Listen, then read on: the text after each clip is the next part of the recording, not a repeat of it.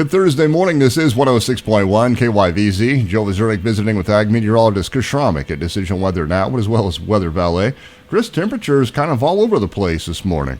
Yeah, Joe, we've got a little low pressure that's kind of spinning right over the Three Corners area, and those locations out to the west and have that northwesterly flow around that low will have temperatures in the 30s, and that is 36 in Goodland, 34 Imperial and Ray, and 30 out there in Burlington.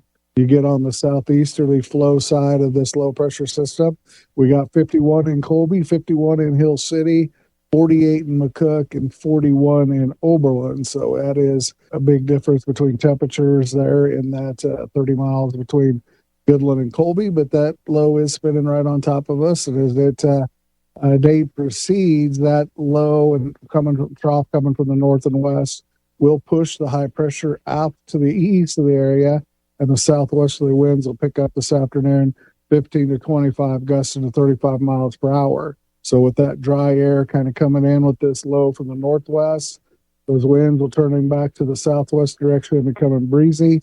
We are in a red flag warning for the entire tri-state area, and that is from noon today all the way into sunset or later this evening.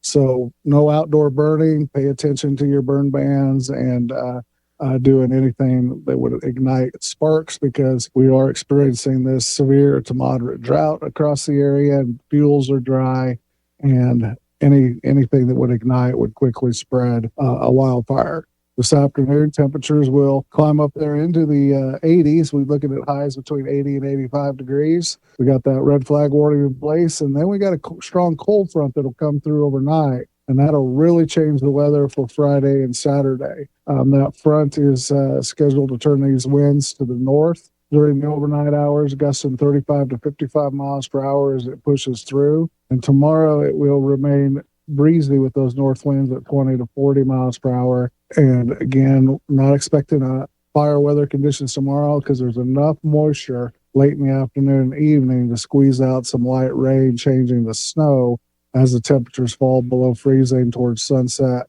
and drop into the 20s overnight. So we could pick up light moisture, showers, some snow, but computer models are only showing about a tenth of an inch of moisture to work with. So nothing substantial to help, alleviate the drought. Just enough to keep the red flag warning criteria down a little bit. Again, those overnight lows going into the 20s. Got a freeze watch in place. We're expecting frost across the area tomorrow night and possibly again Saturday night as this trough and cold air moves over the area.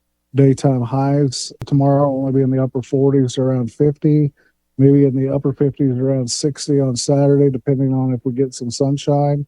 And again, those overnight lows will be in the mid to upper 20s tomorrow night, upper 20s, low 30s for Saturday night. Then we got a rebound back up into the 70s on Sunday, 80s for Monday, Tuesday, Wednesday. Looks like also Thursday next week. All those days look dry. So the next week will continue to be dry, breezy, elevated fire weather conditions, extending and worsening of the drought.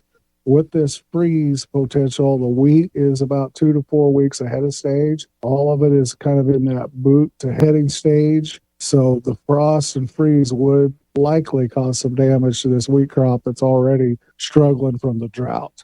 And with another 7 days of dryness, this up and down temperature thing we got going on, that doesn't help things either.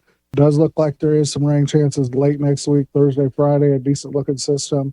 Has some shower and thunderstorm activity with it, followed by a couple more before we head to the first of the month.